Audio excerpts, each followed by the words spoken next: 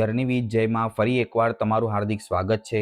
જો તમે હજુ સુધી પાર્ટ 1 નથી જોયો તો એમાં આપણે વડોદરાથી માચી સુધીની સુંદર સફર માણી હતી। હવે શરૂ થાય છે સફરનો સૌથી રોમાંચક ભાગ। તો ચાલો મિત્રો, હવે આપણે પાવાગઢના આ સુંદર જંગલમાં ટ્રેકિંગ માટે નીકળી પડીએ।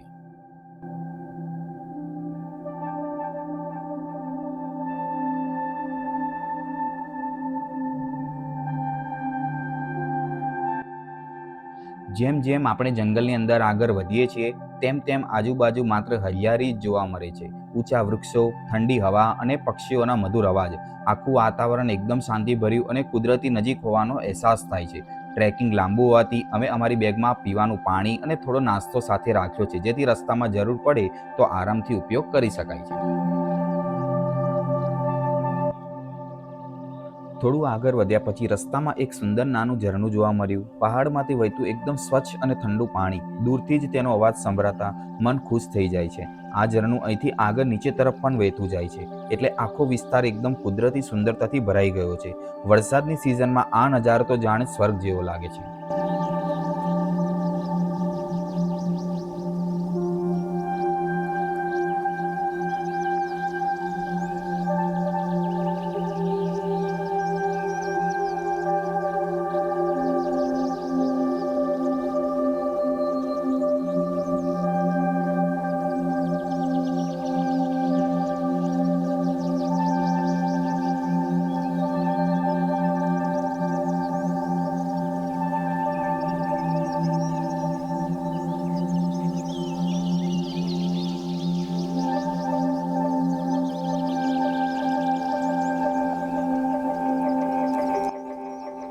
અમે બધા એક પછી એક ધીમે ધીમે આગળ વધી રહ્યા છીએ। અહીં કોઈકને ઉતાવળ નથી, કારણ કે દરેક પગલે કુદરતનો એક નવો નજારો જોવા મળે છે।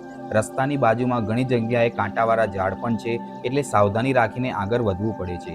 ક્યાંક ડાળીઓ રસ્તામાં આવે છે તો ક્યાંક કાંટાવાળા છોડથી બચીને પસાર થવું પડે છે, પણ આવી નાની નાની મુશ્કેલીઓ જ આ ટ્રેકિંગને વધુ યાદગાર બનાવે છે। દરેક પગલું અમને કુદરતીની વધુ નજીક લઈ જાય છે, અને હવે આગળ શું જોવા મળશે તેની ઉત્સુકતા પણ સતત વધી રહી છે।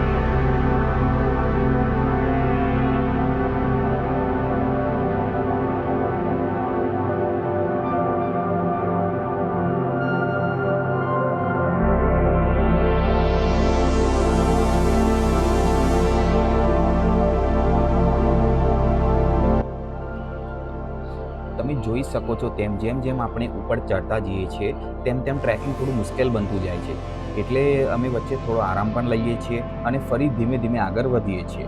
આવા ટ્રેકમાં ઉતાવળ કરવાનો કોઈ ફાયદો નથી, દરેક પગલું સમજી વિચારીને ભરવું પડે, કારણ કે સુરક્ષા સૌથી મહત્વની છે।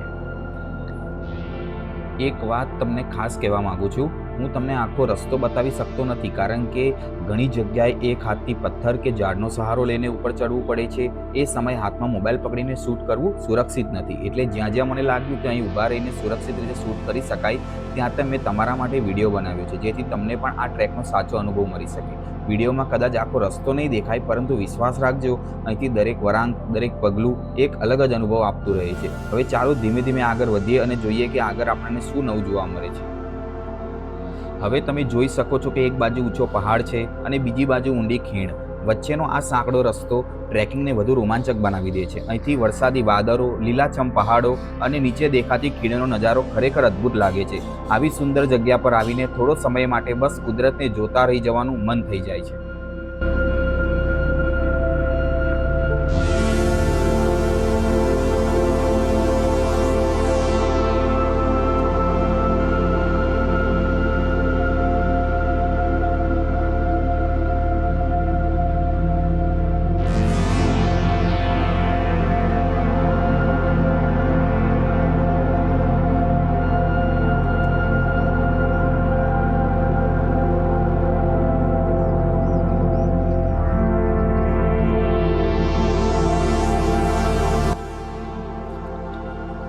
અમે પણ અહીં થોડો સમય રોકાઈને આ સુંદર દ્રશ્યોની મજા માણી. વાતાવરણ એટલું સરસ હતું કે થાકનો અહેસાસ પણ થતો નહોતો.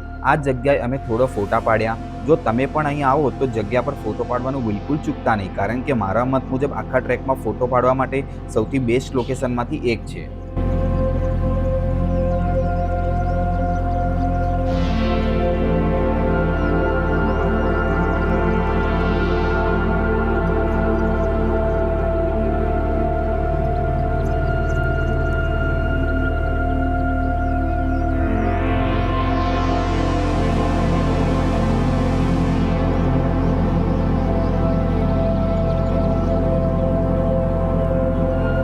ચાલો મિત્રો, હવે થોડો આરામ થઈ ગયો છે, તો ફરી એકવાર આગળ સફર શરૂ કરીએ. હજુ પણ આ ટ્રેકમાં ઘણું બધું જોવાનું બાકી છે.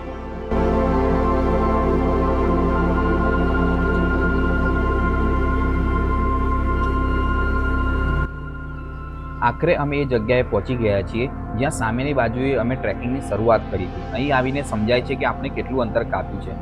અહીંથી સામેની બાજુ તમે જોશો તો તમને ખ્યાલ આવશે કે ત્યાંથી જ આપણે શરૂઆત કરી હતું ટ્રેકિંગનું, અને મનમાં એક અલગ જ ખુશી થાય છે કે આટલી સુંદર સફર આપણે પોતાના પગે પૂરી કરી. અહીં તમને બીજા ઘણા ટ્રેકર્સ પણ જોવા મળશે. કોઈ મિત્રો સાથે આવ્યા છે તો કોઈ પરિવાર સાથે કુદરતની મજા માણવા આવે છે. દરેકના ચહેરા પર એક અલગ જ આનંદ જોવા મળે છે.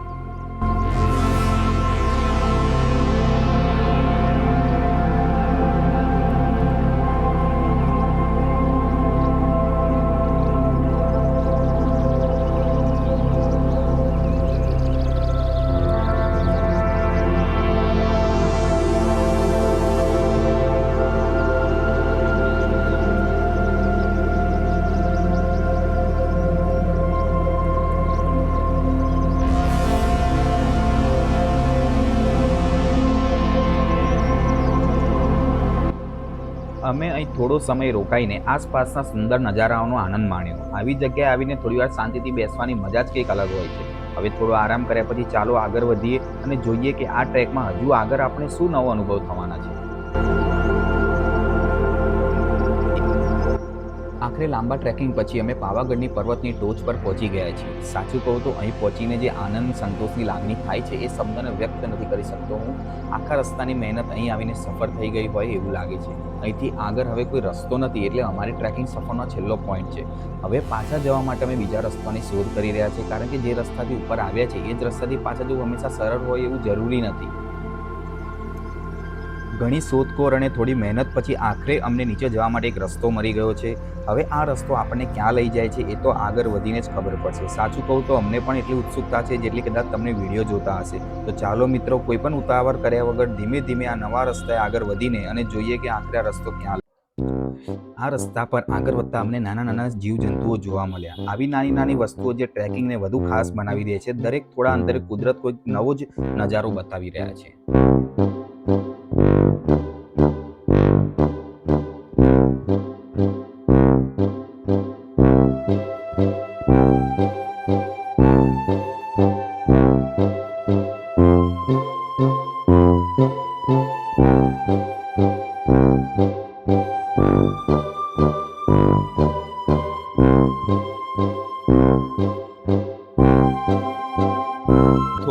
આગળ ચાલતા અમને એક સુંદર નાનો ધોધ જોવા મળ્યો. પહાડમાંથી વહેતું એકદમ સ્વચ્છ અને બરફ જેવું ઠંડુ પાણી જોઈને અમે ત્યાં થોડા સમય રોકાઈ ગયા. આ ઠંડા પાણીમાં અમે મોઢું ધોયું, થોડા ફ્રેશ થયા અને લાંબો ટ્રેકિંગ પછી થોડો આરામ પણ. અમે સુરક્ષિત રીતે નીચે પહોંચી ગયા છીએ. અહીંથી તમને પાવાગઢ માતાજીના મંદિરનો ખૂબ જ સુંદર નજારો જોઈ શકો છો. દોસ્તો, પાર્ટ 1માં મેં તમને કહ્યું હતું કે ચાંપાનેરથી માચી સુધીનો રસ્તો હું તમને વળતા બતાવીશ. તો ચાલો હવે દિવસની સરખામણીમાં રાત્રે આનું વાતાવરણ કેવું છે એ હું તમને બતાવું. ચારે બાજુ શાંતિ, ઠંડી હવા અને પહાડોની વચ્ચેથી આ રસ્તો, આખી સફર એક અલગ જ મજા છે. તો બેસી જાઓ આરામથી અને ચાંપાનેર માચી સુધીનો આ ખૂબ જ સુંદર ડ્રાઈવને આનંદ માણો.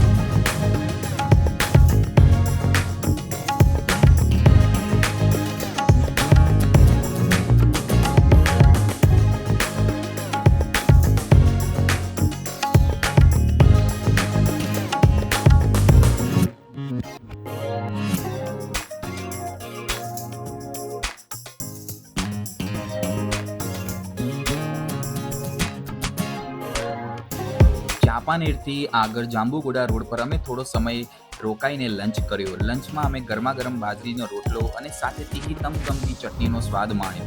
ખરેખર આખા ટ્રેકિંગ અને લાંબી રાઈડ પછી આવું સાદું પણ સ્વાદિષ્ટ જમવાનું ખાવાની મજા જ કંઈક અલગ હોય છે. આ લંચ અમારા બધો થાક ઉતારી દીધો.